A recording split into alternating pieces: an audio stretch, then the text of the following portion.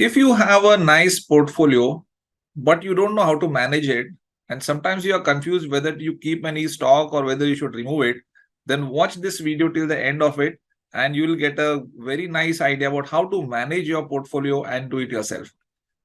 This is Paresh Desai from Sankalp Edu Venture. If you like this video, don't forget to uh, share it with your friends and also subscribe to this channel if you're not already done. Okay, so let us begin. Many people who are there in the stock market have got a portfolio of many stocks. Sometimes it could be 10 stocks, 15 stocks, 20 stocks.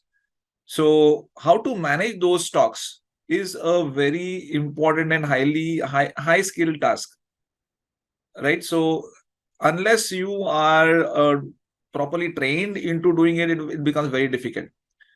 So if you want to do it on your own, then I'm going to give you 5 steps by which you'll understand that how you're going to monitor your portfolio to see to it that the crap or the stocks which are not to be kept in your portfolio, how you can remove them and how you can set the stop loss and also the targets. Okay, so let us begin. So I'm going to share with you the 5 things which are most important when it comes to managing your portfolio. Okay, so number 1, you have to do something called as a sector classification. Many times it happens that the portfolio is there, but only 1 or 2 sector heavy stocks are there.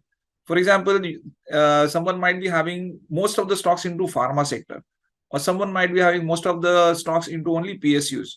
So don't do that mistake. And to see to it that how you can have a portfolio which is a balanced portfolio where you can have the stocks on all the well-performing sectors, that is important. So the first step would be, as I said, would be classifying on the basis of the sector. So just make an Excel sheet and write down all the stocks which are there and see what sector are they belonging to.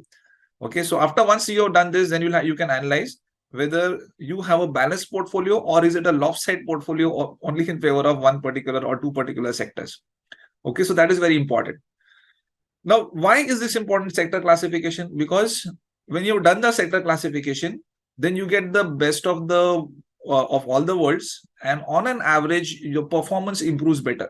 Okay, so some sectors might be doing good, some might not be doing bad, but unfortunately, let's say you are in a sector which is not performing good, and most of the stocks are in that sector, then you'll find that your portfolio is not going to go anywhere. In fact, it would have lost a lot of wealth since a long time. So first important is prepare an Excel sheet and classify which sector is that stock belonging to. The second one is capitalization classification. Okay, so please classify your stocks based on the classification. So there are 3 types of classification for market capitalization.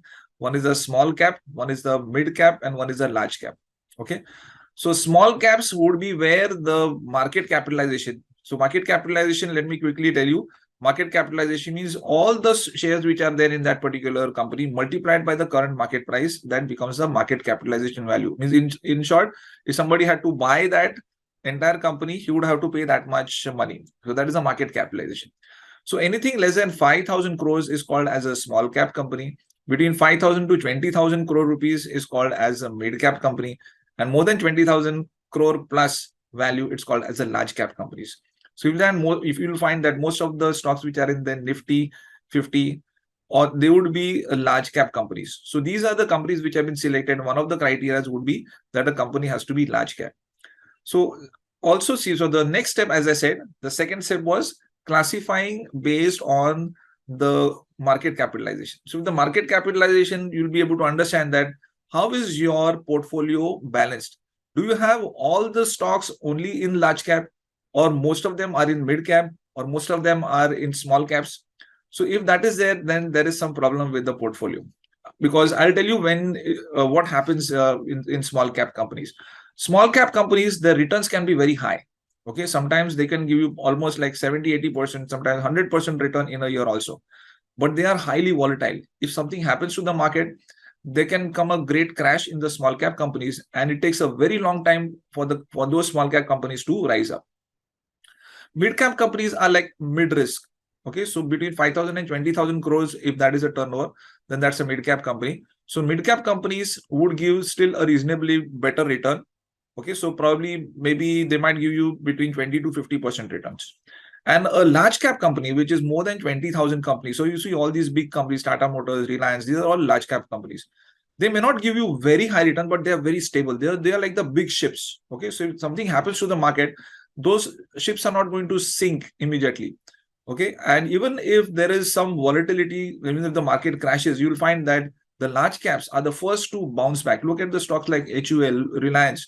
Okay, in March 2020, when the market had crashed, these stocks were the first to bounce back and come back to their normal also price, and also they have gone way ahead of what it was in the pre-COVID era. So this was the second thing which you have to take care of. Okay, now third one is analyze and fix yearly stop loss and target. Okay, so what is this? Now, once you have decided that, okay, this is the sector, this is the capital classification I've already done. Okay, so for the capitalization classification also, try to see whether your stocks are equally divided between all the three. Okay, so it could be mid cap, small cap, and large cap. As far as possible, try to spread out between all the three sectors. Now, analyze and fix stop loss based on what? Okay, not based on any news or something, but based on something called as a technical analysis. So when you go to technical analysis, I'm going to show you how the technical charts look. For example, if you see a chart of Infosys, and this is a chart for Infosys, and Infosys has given a price movement from, let us say, 2020, it was like 550, and even now after a fall, it is 1573. Okay, so anybody who is having Infosys in his portfolio as a long-term stock, he is going to keep the next target yearly target as this, and the stop loss probably would be somewhere over here because there was something called as a breakout. Okay, so you have to identify and analyze the stocks based on the technical analysis, and based on the technical analysis, you can decide what is your target and the stop loss for the next year, because you're long-term investors. When you're talking about portfolio, we are talking about long-term investing.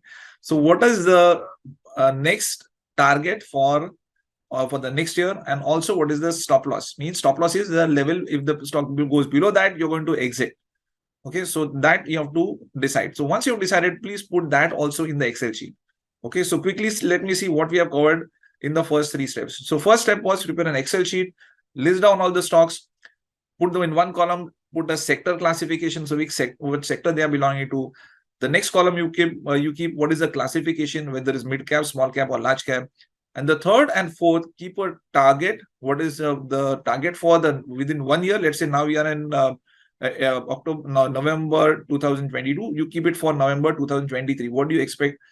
Based on the technicals, not based on your expectation that you want 20% or whatever. Based on the technicals, what is the larger term or longer term target, and what is going to be also your stop loss? Okay, so those two columns will come. So based on these, okay, based on the technical analysis, the next step is to remove the clutter, because you might be having many stocks. You will find that they are not in an uptrend. In fact, they have started going in a downtrend. So if something is in a downtrend, then better to cut the clutter right at the beginning. Okay, don't wait in the hope that someday the stock is going to go up. As early as possible, you try to remove that clutter. Those are like weeds. Okay, so those weeds are going to eat up your entire portfolio. So cut out the weed, cut out the clutter, and see to it that your portfolio is a healthy green portfolio. Okay, so that was the fourth step. The last one is monitor every week. That's very important. Okay, so you need not monitor every day, need not monitor during the day also, but once in a week. You might be having even 20, 30, 40 stocks also in your portfolio. But I think for having a great portfolio, to see that your wealth grow, it is worth giving at least maybe half an hour every week, and see to it that you're monitoring those stocks on a weekly basis. And in this step where you had decided that yes, this is my target and my stop loss, you can analyze that whether the stock is anywhere near the target or whether it is near the stop loss. In fact, if the target is achieved earlier, and if you want to book some profits, you can do that also. Okay, so these are the 5 steps. So quickly, let me recap what are the 5 steps. The first step is that sector classification, prepare an Excel sheet, put the sectors in the next column, that which sector, whether it is pharma sector, whether it's auto, whether it is oil and petroleum, whether it is telecommunication. So those sectors. Next would be next column, mid cap, large cap, or small cap. Third one would be fixing your target, which is annual basis. Okay, long term. What is the long term target which you are looking for? And the stop loss also, because sometimes if something goes wrong, the stock might go into a downward spiral, and you would have to you might have to exit. Okay. And the next one would be remove the clutter. If you find that something has already gone in the downtrend, and you would then that is the best thing would be to cut the clutter, cut the weeds, and exit from that trade. And the last one, monitor every week. Okay, so if you do these 5 things, then I'm sure that your portfolio is going to remain a healthy portfolio, and it will keep on growing and give you lots and lots of returns.